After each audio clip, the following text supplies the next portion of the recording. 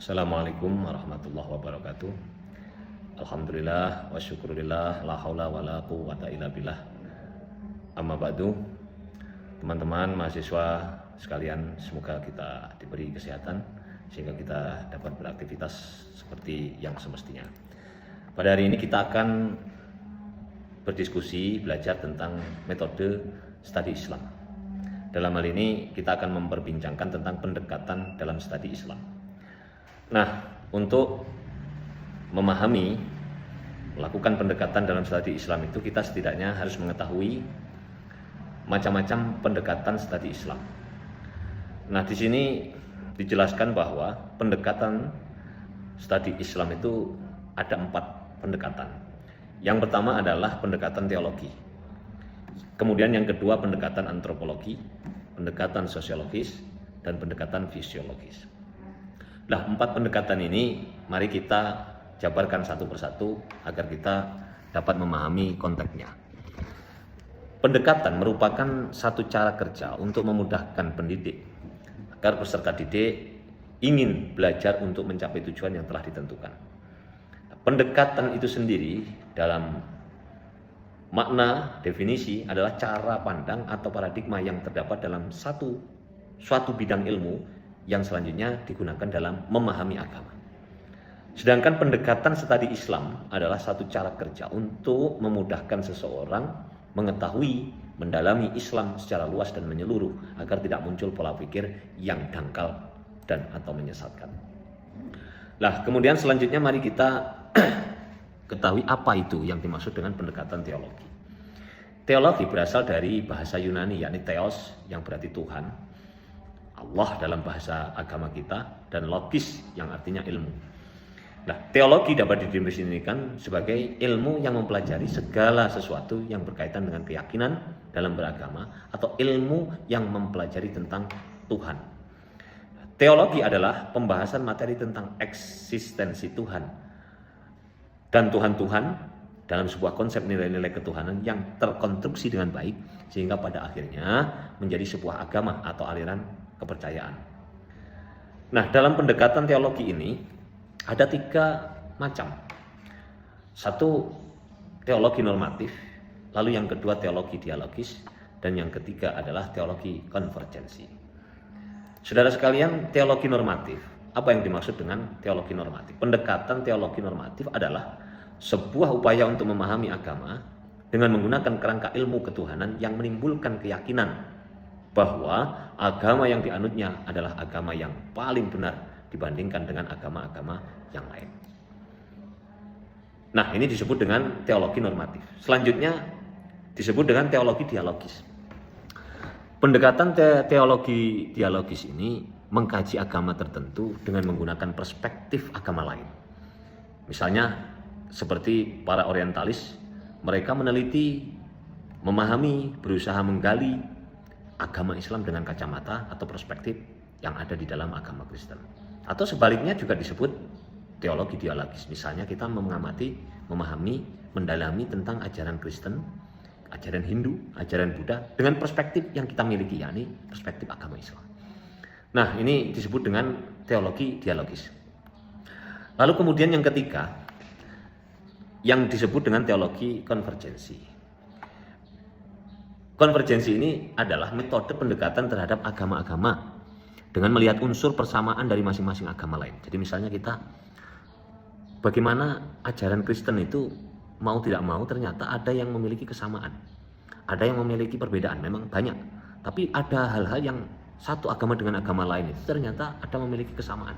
Misalnya, Kristen melarang orang berzina, kita pun agama Islam melarang berzina.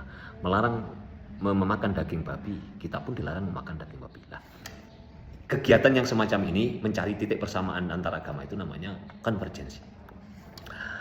Saudara sekalian, kemudian kita lanjut untuk pendekatan antropologi. Ini pendekatan yang kedua. Dalam konteksnya sebagai metodologi antropologi merupakan ilmu tentang masyarakat dengan bertitik tolak dari unsur-unsur tradisional. Mengenai aneka warna, bahasa yang mereka pakai, sejarah perkembangannya, serta bagaimana persebarannya, dasar-dasar kebudayaan manusia dalam masyarakat. Ini namanya pendekatan antropologi. Sejalan dengan pendekatan ini, dalam berbagai penelitian antropologi agama dapat ditemukan hubungan, korelasi. Setidaknya ada 4 hubungan dalam pendekatan Islam, yakni hubungan antar agama dengan kondisi ekonomi masyarakat. Lalu yang kedua, hubungan antar agama dan pengorganisasian. Hubungan antar agama dengan negara. Lalu yang keempat, hubungan antar agama dengan psikoterapi. Nah, yang pertama, antara agama dengan kondisi ekonomi itu misalnya orang-orang yang memiliki kemampuan finansial yang lebih dari cukup, atau dalam bahasa yang kita kenal orang-orang kaya, mereka justru cenderung memiliki keinginan atau harapan bagaimana tidak ada perubahan di dalamnya. Karena kalau ada perubahan, mereka memiliki kekhawatiran bagaimana kalau ini terjadi perubahan, maka akan terjadi perubahan atau berdampak pada ekonomi yang mereka miliki saat ini.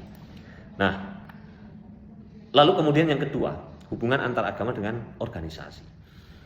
Jadi Goethe misalnya, Goethe itu tahun berapa saya lupa, di awal-awal Goethe itu datang ke Jawa, dia mengatakan, dia meneliti tentang Jawa, bahwa di Pulau Jawa ini jika dipetakan itu ada menemukan 3 klasifikasi masyarakat dalam agama itu, yakni yang disebut dengan santri, ada yang disebut dengan priai, dan ada yang disebut dengan abangan. Priai ini orang-orang yang berpendidikan tinggi tetapi tidak kemudian cenderung ke santri, juga tidak pula ke abangan.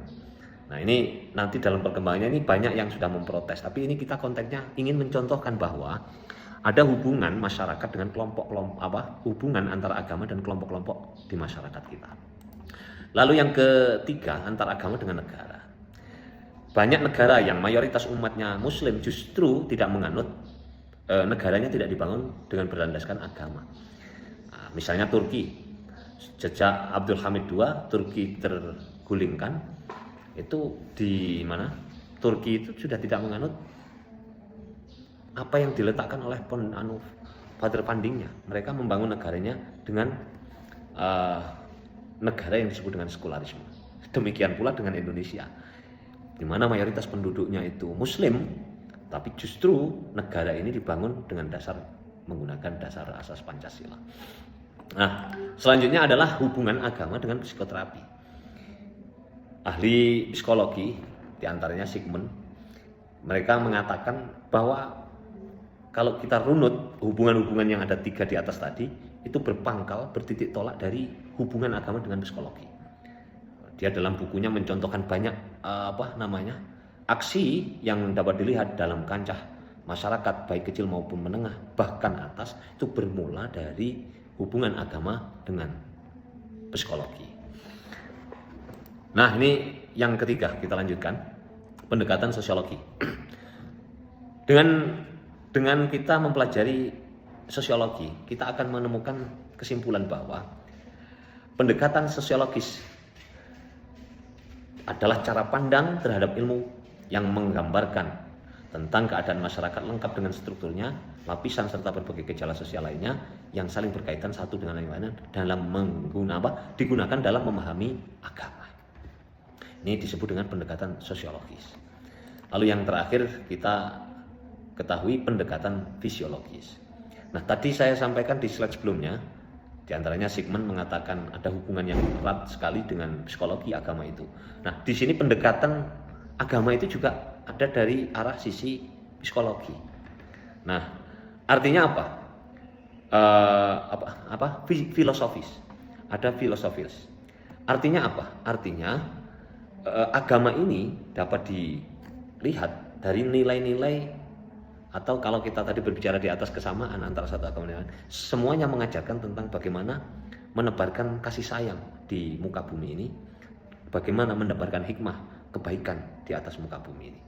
Tentu kalau kita agamanya agama Islam, hikmah dan ilmu itu tentu memiliki sumber otentik yang jelas, yakni Al-Quran dan hadis sebagai dasar pemikiran yang kita pakai dalam beragama itu sendiri. Nah, ini saja yang bisa saya sampaikan, mudah-mudahan ini nanti bisa dipelajari lebih lanjut. Nah, kalau ada pertanyaan dan lain sebagainya bisa dilakukan lewat media yang sudah disepakati dan disebarkan linknya. Mohon maaf, kurang lebih mohon maaf yang sebesar-besarnya. Saya akhiri. Assalamualaikum warahmatullahi wabarakatuh.